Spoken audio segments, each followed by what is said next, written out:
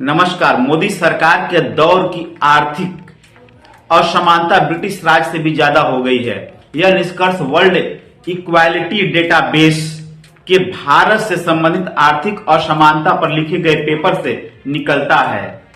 इस रिपोर्ट के मुताबिक साल 2014 से लेकर 2022 के बीच यानी मोदी सरकार के दौर में भारत में आर्थिक असमानता बहुत ज्यादा बढ़ी है। सबसे ज्यादा फायदा भारत के शीर्ष 1% अमीरों को हुआ है।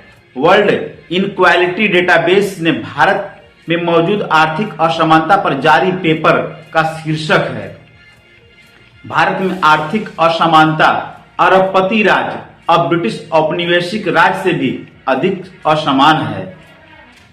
Economic equality in India, the billionaires Raj is now more inequality than the British colonial राज।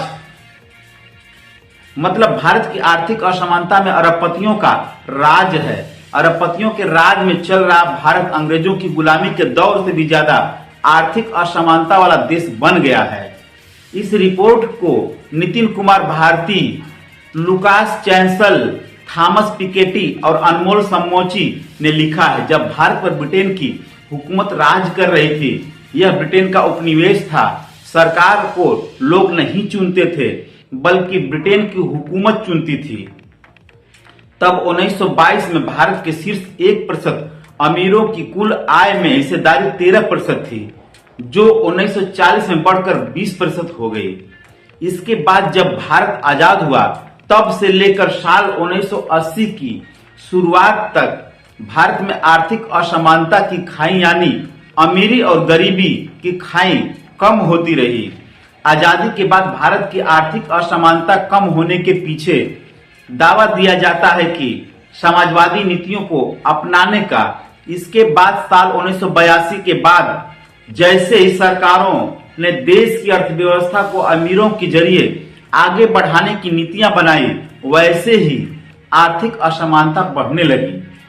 साल 2000 के बाद आर्थिक असमानता की खाई जमीन और आसमान के अंतर की गति से बढ़ने लगी।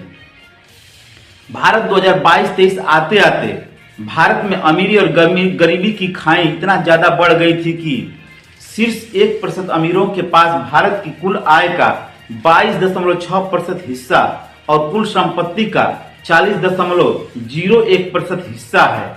वर्तमान समय जिसे मोदी सरकार भारत का अमृतकाल बताती है, यह दावे करती है कि वह भारत को दुनिया के शीर्ष 3 अर्थव्यवस्था में शामिल करवाएगी।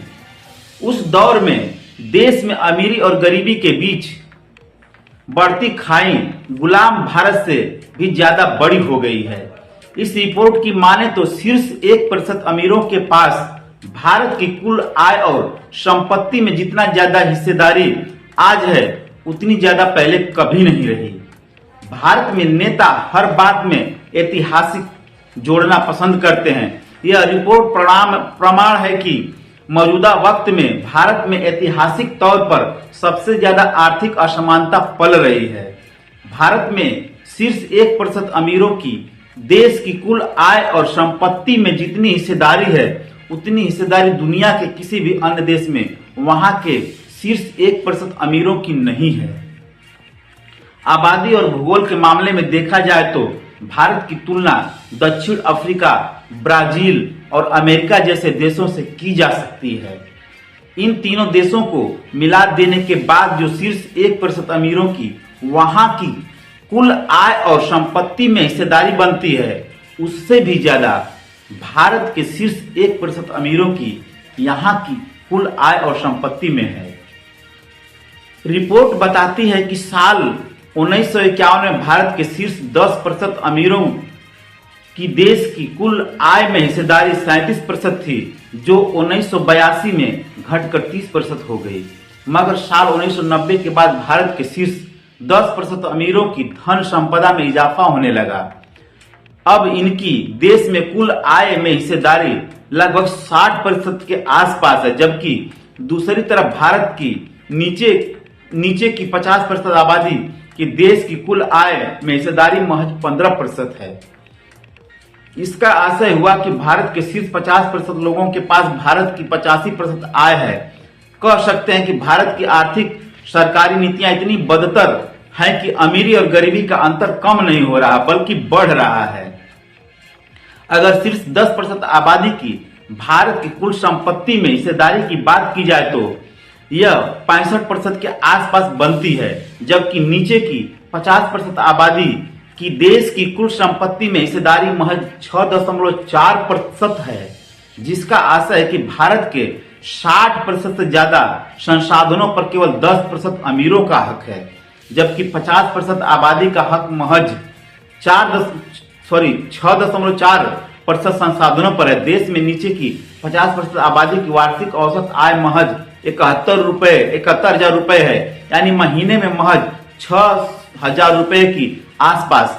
वहीं भारत के शीर्ष 10,000 सबसे अमीर लोग देश की प्रति व्यक्ति आय के मुकाबले 2069 गुना ज्यादा कमाते हैं। चीन में लोगों की औसत आय वर्ष 1975 तक भारत की औसत आय के बराबर थी, मगर साल 1980 के बाद भारत में इतनी ज्यादा आर्थिक असमानता बढ़ी कि भारत की औसत आय चीन के मुकाबले 250% कम है, जिसका अर्थ हुआ कि एक चीनी नागरिक एक भारतीय नागरिक के मुकाबले 2.5 गुना ज्यादा कमाता है।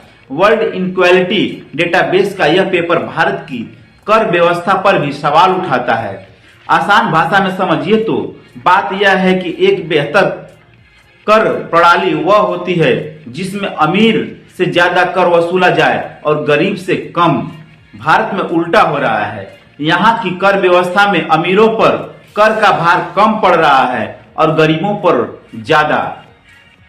अगर केवल भारत के 162 सबसे अमीर लोगों पर 2% का टैक्स बढ़ा दिया जाए तो उससे राष्ट्रीय आय में इतनी ज्यादा बढ़ोतरी होगी कि मनरेगा के लिए मोदी सरकार जो बजट निर्धारित करती है उसके 2 गुना से भी